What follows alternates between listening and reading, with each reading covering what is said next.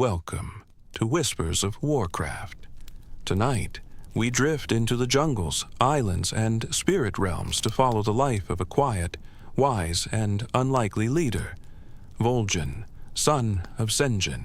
This is a slow, gentle retelling of his story, not for hype or battle, but for rest. Get comfortable. Let your shoulders soften, let your jaw loosen, and if your eyes aren't closed yet, you can let them fall shut whenever they're ready. As you listen, you don't have to stay awake. You're free to drift off at any moment. Let's begin. Long before he stood in the heart of Orgrimmar, long before the Horde looked to him as war chief, Vol'jin was simply a young troll on a scattering of islands off the coast of Durotar. These were the Echo Isles.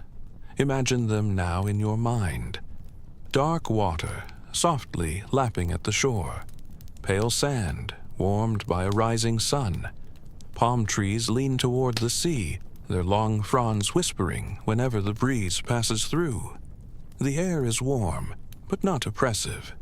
It smells of salt, damp earth, and the faint spice of cook fires curling smoke lazily into the morning sky. In the distance, frogs croak from shaded pools. Waves crash gently against coral and stone, steady and unhurried. This is the world Vol'jin was born into.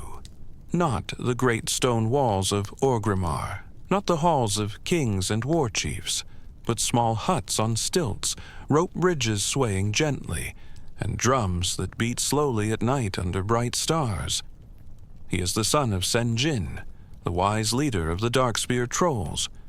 Where other fathers might pass down only weapons or status, Sen'jin passes down something quieter and deeper. He teaches his son to listen, to the jungle, to the sea, to the Loa, the spirits and powers that guide the troll's path. As a boy, Vol'jin might sit at the edge of a small pier, legs dangling over the water, watching silver fish dart just below the surface. The wood beneath him is warm from the sun, slightly rough under his fingers. He listens to the slow creak of the boards as the waves move below. Behind him, the village murmurs to life, voices calling, pots clinking, a distant laugh, the soft strike of a pestle against a mortar. He is not yet a shadow hunter, not yet a leader, just a boy who is learning the rhythm of his people. You can sit with him there, in your mind, on that quiet pier, feeling the slow rise and fall of the ocean beneath you. Your own breath can match its pace, in and out. The Echo Isles are not rich in gold or grand structures. They are rich in memory, in ritual, in the gentle presence of spirits that watch from the trees, from the water, from the spaces between. Vol'jin grows up knowing he is never truly alone, that the Loa are listening, even when they do not speak. Sen'jin is not a loud teacher. He is not quick to anger, nor quick to praise. He teaches in stories, in long silences, in the way his eyes linger on something before he speaks. One evening, you might picture father and son walking along the beach at the edge of the Isles.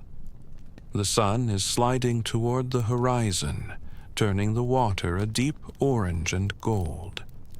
The sand is cool now, the heat of the day fading away. Their footsteps leave shallow prints that are quickly softened by the gentle kiss of the tide. Sen'jin's voice is low and slow. He speaks of the Darkspear, of the hardships they've faced, of enemies seen and unseen. He tells Vol'jin that power is not only in the body or the blade, but in knowing when to stand your ground and when to move away. In this world, you gotta listen, boy. You might imagine him saying, words layered with patience. You listen to the Loa. You listen to your people. You listen to the wind. There always be signs, if you don't rush past them. Vol'jin absorbs these words not like commands, but like seeds dropped into soil. They don't all sprout at once, but in time they grow into something deep-rooted inside him. Sometimes, Sen'jin takes him into the jungle at night. Torches burn low, casting flickering light on twisting trunks and wide leaves. The sounds change in the dark, insects chirping, distant animal calls, the soft rustle of something moving just out of sight. The Loa feel closer here, as if they sit just beyond the trees. Sen'jin shows Vol'jin how to offer respect, how to ask for guidance, how not to demand, but to listen. Vol'jin learns early that the spiritual world is not a set of tools to be used, but a relationship to be tended. As you walk with them in your mind, under those dark leaves and flickering torch flames, you may feel a similar quiet settle over you. The kind of quiet that doesn't mean emptiness, but presence. You are not alone. You are simply held in a softer space.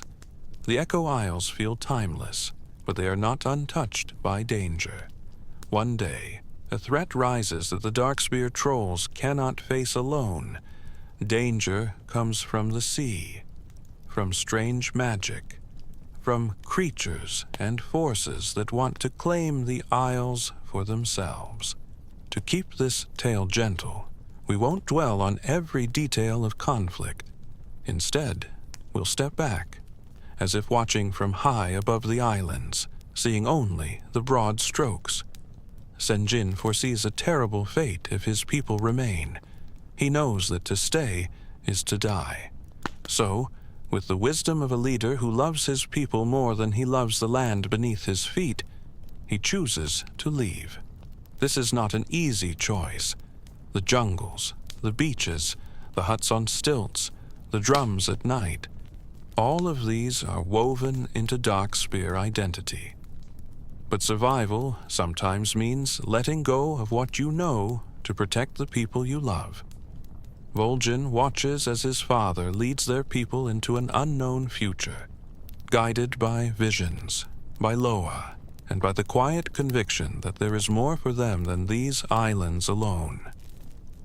Out at sea, in small boats, the Darkspear are vulnerable. The waves rock gently at first, then more strongly, then gently again.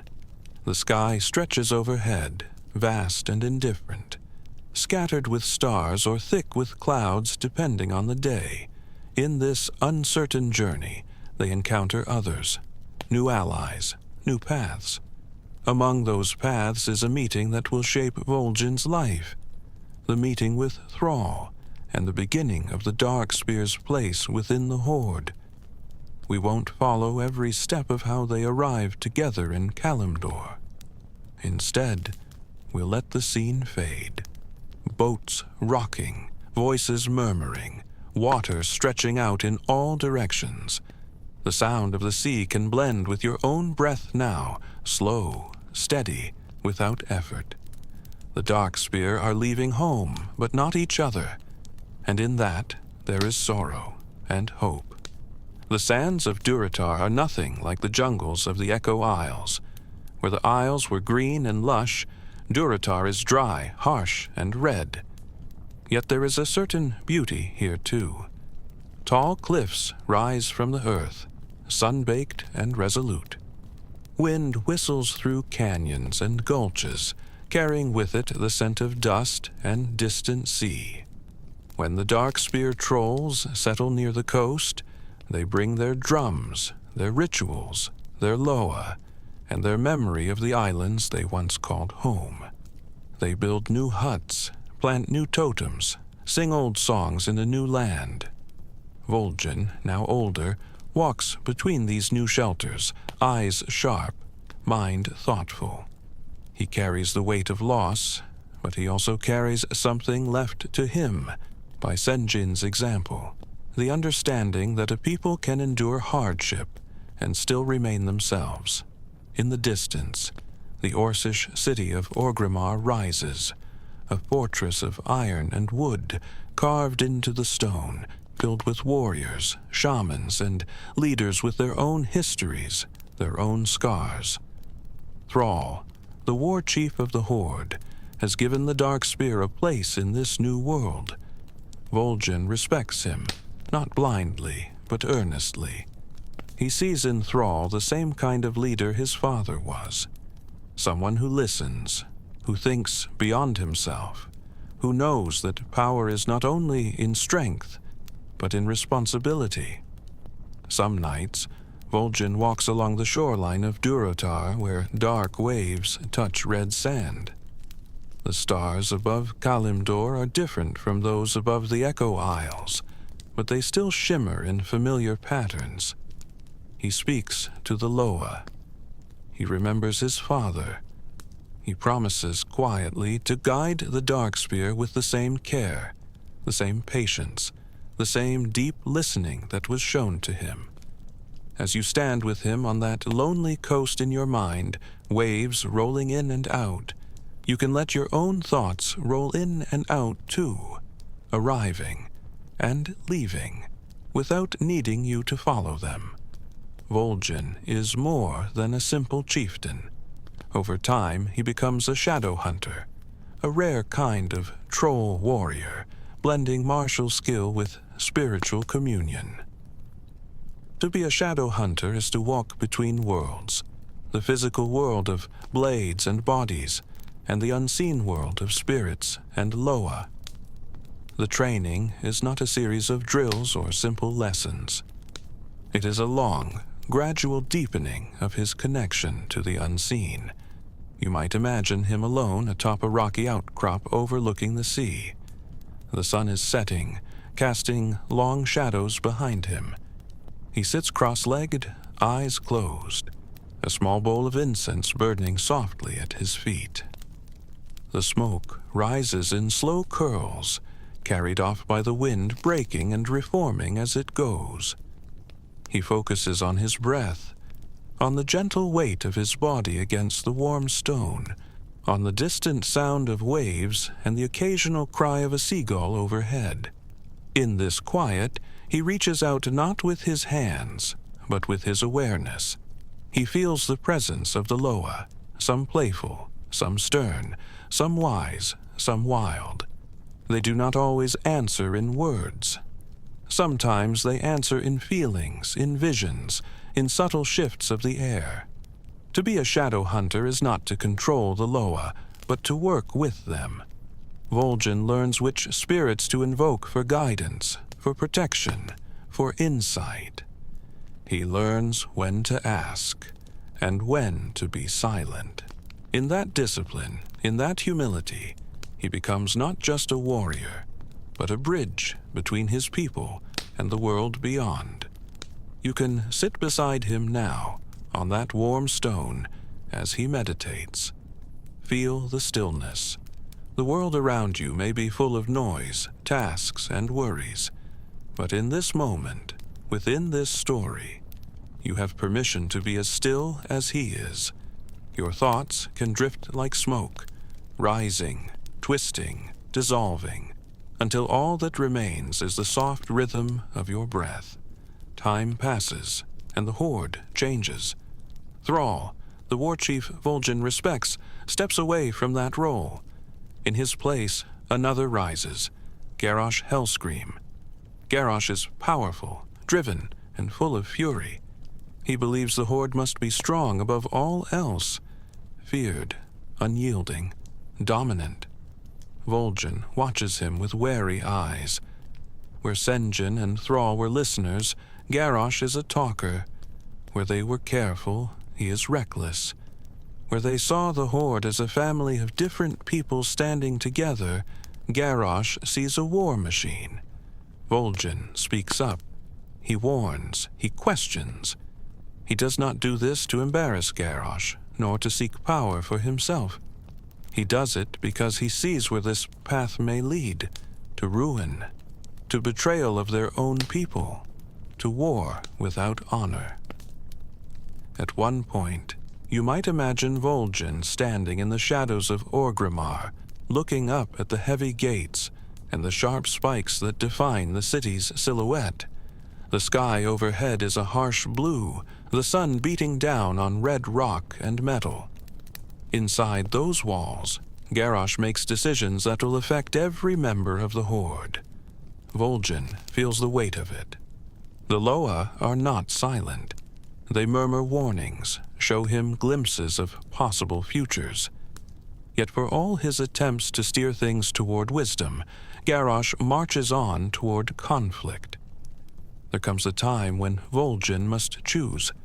Remain within a Horde bent to Garrosh's will, or stand against the war chief himself.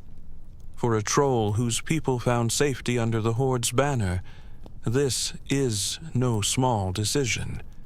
But Vol'jin remembers his father, remembers the Echo Isles, remembers that leadership is not obedience to whoever holds the loudest voice, but responsibility to those who trust you to protect them.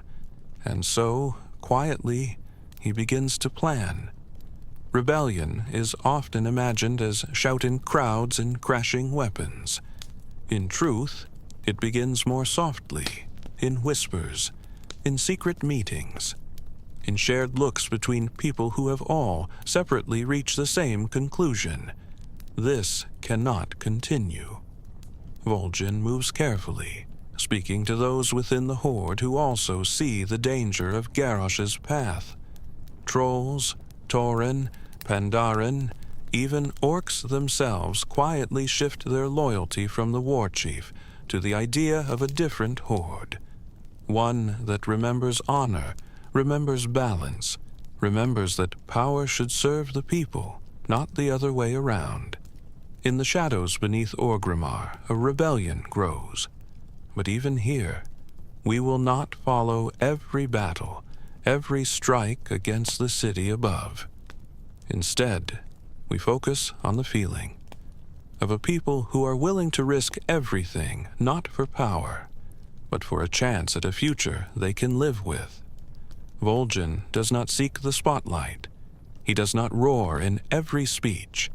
He leads with a calm certainty, with measured words, with a willingness to listen to other leaders and other voices. Eventually, their efforts and the efforts of many heroes bring Garrosh's rule to an end. Orgrimmar is freed from its own war chief. The Horde stands again at a crossroads. It needs a leader, not just a warrior, but someone whose first allegiance is not to his own glory, but to the people themselves. Eyes turn to Vol'jin. When Vol'jin is named war chief of the Horde, it is not with the clash of drums or the blare of trumpets in his own mind. For him, it is a weight, settling onto his shoulders like a cloak he did not seek, but will not refuse. You might imagine the great hall of Orgrimmar, torches burning, casting warm light against stone and wood. Leaders from many races stand around the central platform: Tauren, trolls, blood elves, Pandaren, orcs, Forsaken, and more. Thrall is there, watching with quiet approval. When Vol'jin steps forward, the room feels both large and small. Large, because of the weight of history, of all the conflicts and alliances that have brought them here. Small, because in this moment, it is simply one troll accepting a role for the good of many. He does not see himself as a conqueror. He sees himself as a caretaker, a guardian, someone who must balance the needs of many peoples, many cultures, many histories, under one banner. In the days that follow, he makes choices based not on pride, but on what he believes will keep the Horde from becoming the monster its enemies paint it as. He dreams of a Horde that stands strong, but not senselessly cruel. Fierce in battle, but not hungry for war. Proud of its traditions, but willing to show mercy where others would not, as you imagine him sitting in the seat of war chief. Perhaps late at night after others have left, you can sense that this is not a throne to him. It is a responsibility. The room is mostly dark, lit only by a few low torches. Papers and maps rest on the table before him. Yet for a moment, he is not looking at them. His gaze is far away, toward the Echo Isles, toward the Loa, toward the memory of his father, and the lessons that brought him here. You, too, can take a moment to reflect quietly on the path that brought you to where you are, on the choices that seemed small at the time, but shaped so much. And then you can let that reflection go, like a leaf carried away on a slow river. Leadership is not a promise of safety. Vol'jin's time as war chief is not long.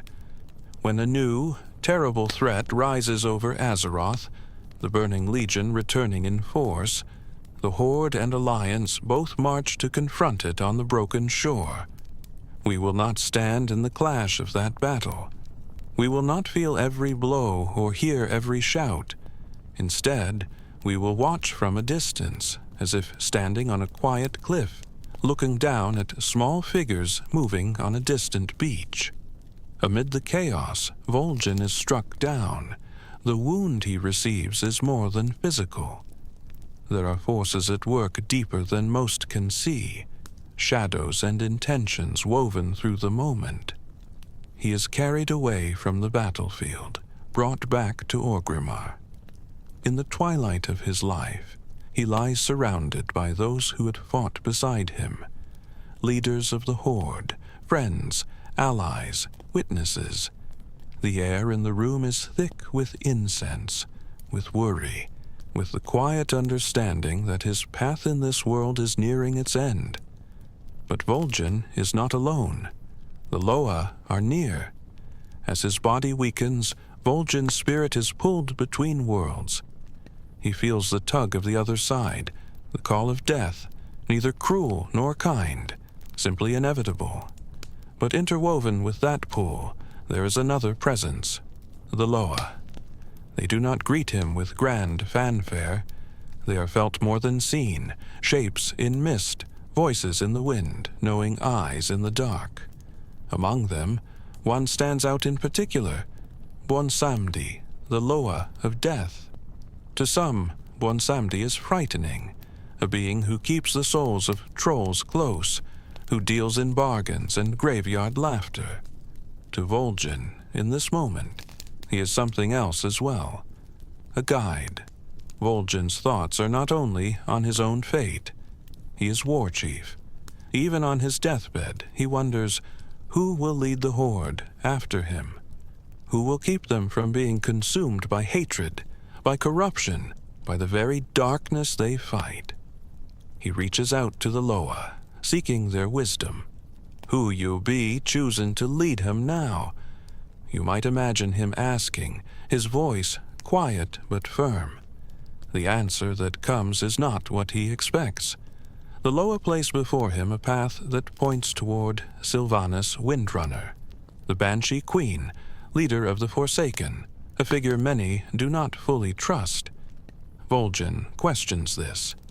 He is not naive. He knows her choices. He knows her reputation. But the Loa have never guided him lightly. They have led him through exile, through rebellion, through leadership. Now, at the edge of his life, they lead him once more. We may not fully understand why. Even Vol'jin only glimpses part of the design. But in the end, he accepts their guidance. He returns for a few last moments to the world of the living, carried by pain and purpose. Back in Orgrimmar, the shades of the spirit realm fade. Vol'jin lies weak, surrounded by leaders of the Horde. They lean close, listening. His voice is not loud now, but it carries weight. He tells them what the Loa have shown him. He tells them that Sylvanas must lead the Horde after him. Some are shocked, some are confused, but they have trusted him this far. Through rebellion, through rebuilding, through trial. They believe that if Vol'jin would place the future of the Horde in another's hands, it is because he truly believes it is the path the spirits have set. He looks at Sylvanas, meets her eyes. Perhaps in that gaze there is a question. Will you carry this burden? Will you lead them? Will you protect them, even if your methods are your own? She accepts. The Horde shifts. The future changes. Vol'jin exhales. He has done what he can. His body relaxes. The pain loosens its grip. He crosses the boundary between life and death, not as a fearful child, but as someone who has walked among spirits his whole life, and now simply steps fully into their realm. Death is not an end to Vol'jin's story. In the shadows and realms beyond, his spirit lingers. He is no longer tethered to bone and muscle, to the weight of armor, to the demands of politics and war. He moves through a softer world, one of mist, echoing drums, and the ever-present murmur of the Loa. In time, you might imagine him standing on a spiritual reflection of the Echo Isles, the waters calm, the palms swaying, the sky painted in twilight blues and purples. Here, the Loa speak more clearly. Here, he can see further than he ever could in life. He watches the Horde, sees the choices made by those who came after him. He watches his people, the Darkspear, and feels the tug of their prayers, their offerings, their whispered words to the ancestors. He is not always able to intervene. The living must still live their own stories. But where he can, he nudges. A warning in a dream, a flicker at the edge of vision, a feeling of comfort when someone thinks of giving up. In this way, Vol'jin remains both leader and shadow, a presence felt even when unseen. As you picture him standing on that quiet spirit shore, you may feel a similar peace settling in your own chest, the understanding that even endings may hold continuations we cannot yet see, that nothing is completely lost, that somewhere, in ways we don't fully grasp, those who walked before us still echo. Vol'jin's legacy is not one of endless monuments or towering statues in every city. It is quieter than that. It lives in the decisions he made when no one was looking, in the warnings he gave when it would have been easier to stay silent, in the rebellion he led not for power, but for honor, in the way he accepted leadership not as a prize, but as a responsibility, and in the trust he placed in the Loa, even when he didn't fully understand their plans. His people remember him. The Horde remembers him. The Loa remember him. And now, through this quiet, sleepy retelling, you remember him too, not as a figure in a loud cinematic, but as a presence walking along a moonlit beach, as a student sitting in the jungle beside his father, as a meditator on a rocky outcrop, eyes closed, listening to spirits, as a war chief alone at a table, staring at maps and thinking about lives instead of borders. In his story, there is courage, yes, but there is also gentleness, patience, and the willingness to carry burdens for the sake of others. You don't have to be a war chief to understand that. You only have to know what it feels like to care for someone else, to try to do the right thing, even when you're not sure exactly what that is. As you lie here now, you can let his story softly dissolve, like mist over water in the early morning. The names, the places, the events, they can all fade into a gentle blur. All that needs to remain is the feeling of steady, quiet strength, and of the comforting thought that even in a world of war and chaos, there are souls who strive for something better. Your body, right now, has done enough today. It has carried you through everything you needed to face. Big things, small things, seen and unseen. Now, like Vol'jin on that stone outcrop, you can simply sit in stillness, or lie in stillness, and rest, Feel the weight of your body supported by the bed or couch beneath you. Feel the gentle pull of gravity, holding you in place so you don't have to hold yourself up anymore. Your breath does not need your help. It knows what to do. In and out, like waves on Durotar's shore, like the sway of boats leaving the Echo Isles, like incense smoke rising in slow spirals before disappearing. If any thoughts appear, you don't need to push them away. You can simply nod to them and let them drift by, like spirits wandering through a quiet forest, coming, going, never staying long enough to disturb your peace. You might imagine, just for a moment, that somewhere in the shadows beyond your awareness, a few Loa are watching, not judging, not testing, just witnessing, seeing you as another soul on a long path, doing their best with what they have, deserving of rest at the end of the day. You are safe. You are allowed to let go. You are allowed to sleep. If you're still awake enough to hear these last words, and this gentle journey through the life and spirit of Vol'jin helped you relax, you're always welcome back in Whispers of Warcraft, whenever you'd had a calm escape into Azeroth. If you'd like more slow, soothing Warcraft lore to fall asleep to, stories of leaders, villains, heroes, and all the souls in between, you can subscribe to the channel, so the next whisper finds you easily when you're ready to drift off again. If this video brought you peace, a tiny like or a short comment helps these stories reach more tired minds who might need a bit of rest too. But right now, you don't have to touch anything. You don't have to move at all. You can just let your eyes grow heavier, let your breath grow softer, and if sleep hasn't already wrapped itself around you, let it come now, quietly, like a warm night breeze over the Echo Isles, carrying with it the faint sound of drums, the whisper of waves, and the soft, steady presence of a troll who listened to spirits, led with patience, and now rests in the shadow of the Loa. Good night, traveler. From Whispers of Warcraft. Sleep well.